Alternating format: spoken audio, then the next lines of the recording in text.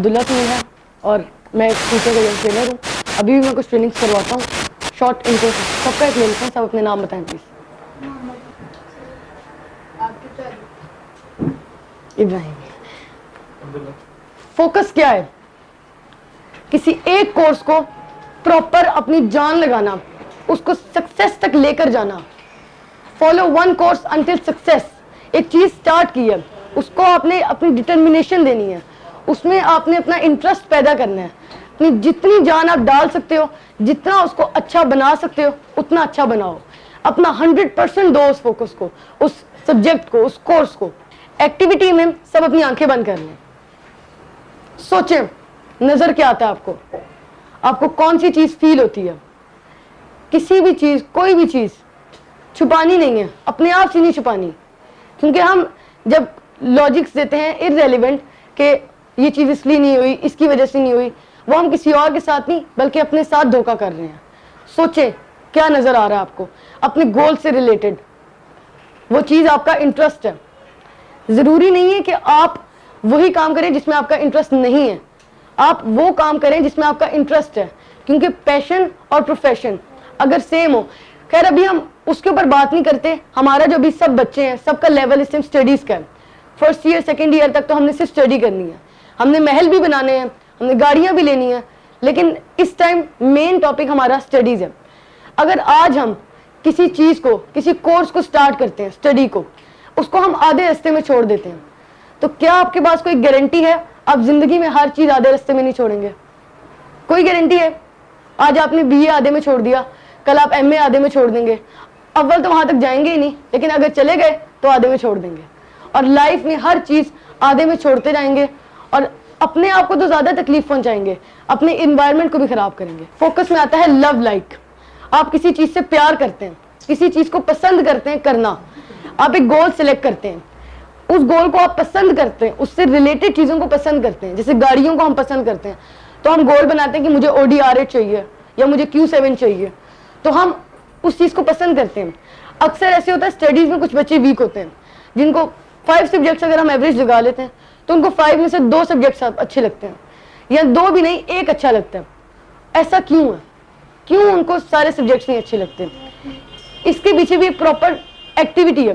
3 teachers के नाम लिखें जो आपको अपनी लाइफ में सबसे ज्यादा पसंद है।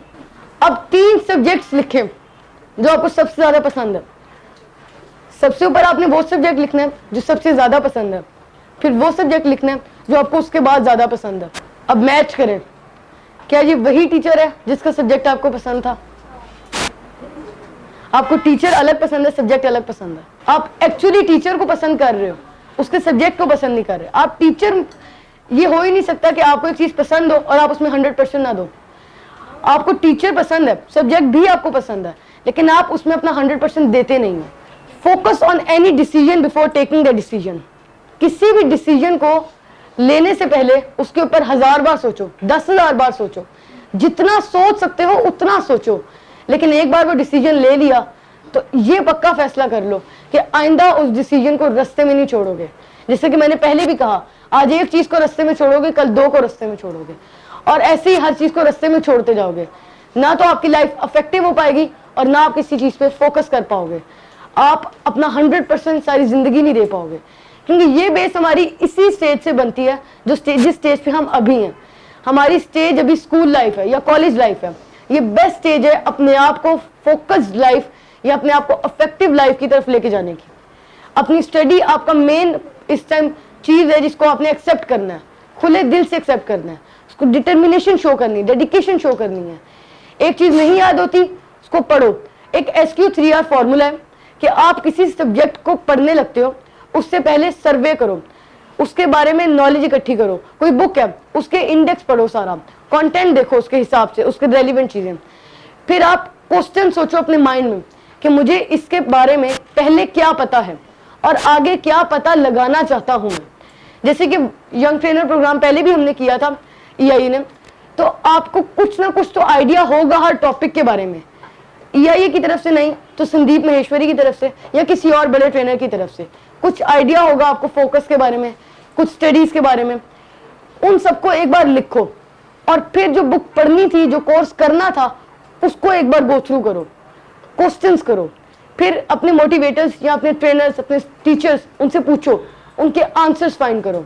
और फिर 3 आवर जो सबसे मजे का है, एक बार सब कुछ पढ़ो, रीड करो, फिर रिकॉल करो, उसको अपने माइंड पे फुल जोर डालकर, अपने माइंड को प्रॉपर फोकस कर कर उसको याद करो, क्योंकि मेन हमारा सब्जेक्ट है इस टाइम, स्टडीज हमारी मेन फोकस होना चाहिए।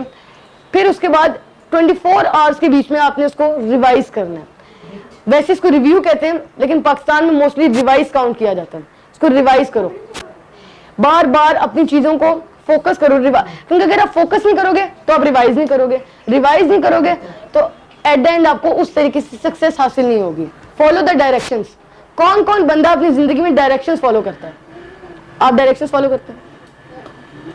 डायरेक्शंस वही बताने लोगों। जब हम फोन लेते हैं नया, कभी किसी ने मैनुअल पढ़ा फोन का? मैन्युफैक्चरर की तरफ से इतनी हिंट्स होती हैं आपको फोन को कैसे यूज करना है, कहां पे कौन सा सिस्टम आपको मिलेगा, कभी किसी ने मैनुअल पढ़ा? हम डिस्पेंसर्स लेते हैं, फ्रिज लेते हैं, कभी हमने उसका रीडिंग मैनुअल देखा? हम तो मैन्युफैक्चरर से भी ज्यादा अक्लमंद है, हम तो हर चीज खुद ही कर लेते हैं। इसीलिए हम डायरेक्शंस को फॉलो नहीं करते।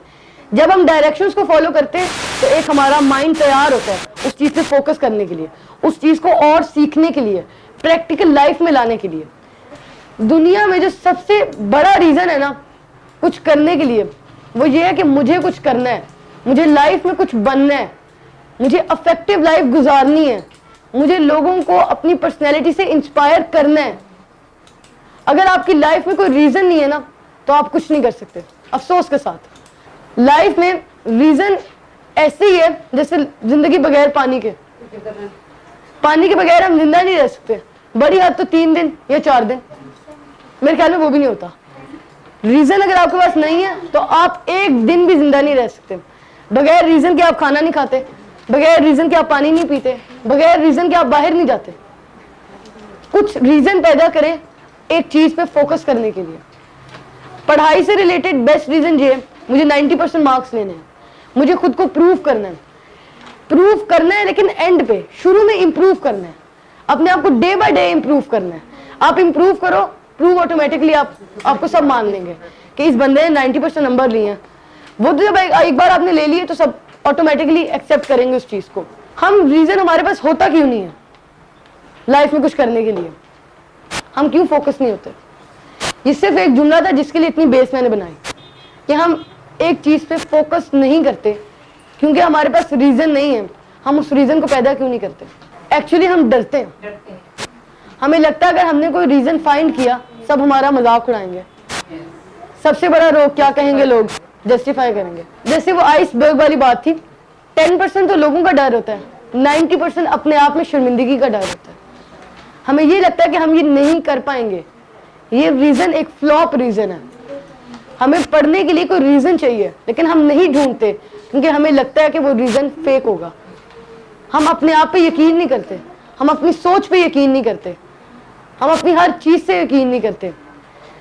हमें एक रीजन ढूंढना है और जो सबसे आसान रीजन है जिसकी मैं आपको एडवाइस करता हूँ, पढ़ाई से रिलेटेड, मुझे कुछ करना है।